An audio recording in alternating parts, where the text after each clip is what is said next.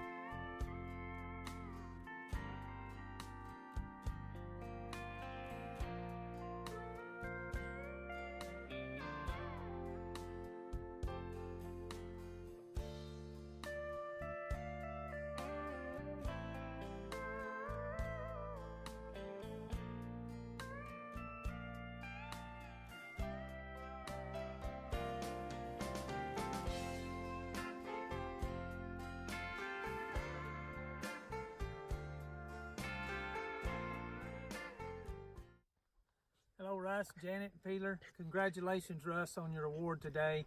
I got to spend a little time with Dave McGregor years ago, and I know what an honor it must be to receive this award today. With all the things going on in the world, I thought a little laughter wouldn't hurt. So I went back and I thought about when I first met you in Abilene, Texas years ago. And I remember right away I took a liking to you because you were a cowboy. You weren't just a horse trainer.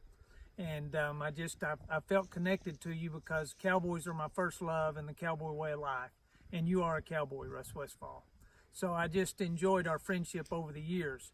But I remember a few years ago when I had a horse, I thought he was really special, but I also thought he was a cowboy's horse. And I told my wife, Rhonda, I don't know who I could sell him to other than just a couple of guys, but maybe the guy to show him to would be Russ Westfall because he's a cowboy. And when you bought this horse, I told you, I said, I think this is a good horse, Russ, but he's a cowboy's horse, and he'll buck you off if he gets a chance. Well, you lived up to my expectations, Russ, and you sure enough trained a great horse in Gentle Ben, and he went on and did extremely well, as only you could have had him do. But I also remember the day during the Super Stakes that my phone started ringing off the wall, call after call after call, that Gentle Ben had just bucked Russ Westfall off right there in the Lopin area. Congratulations, partner. I love you, and I think you're well deserved on this honor.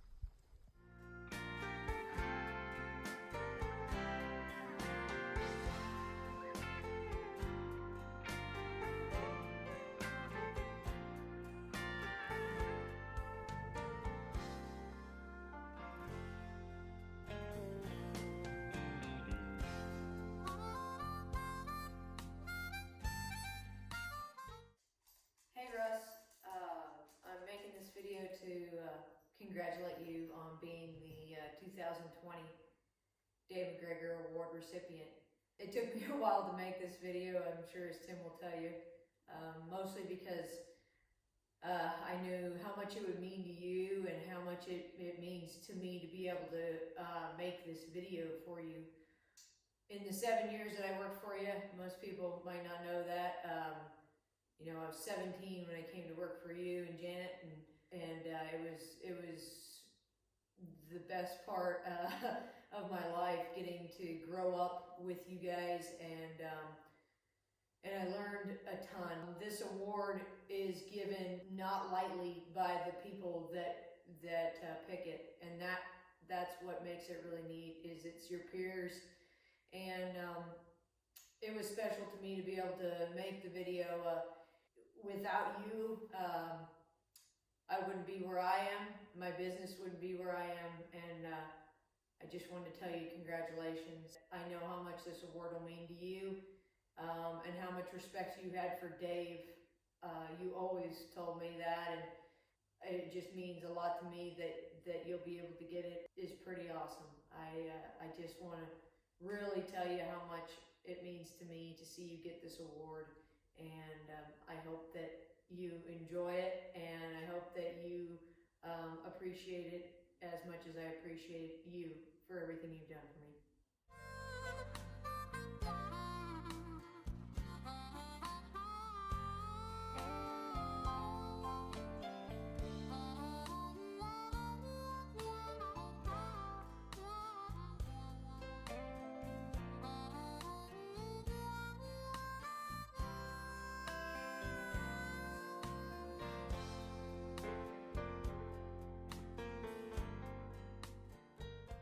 Hi, Russ and Pacific Cutting Horse Association people.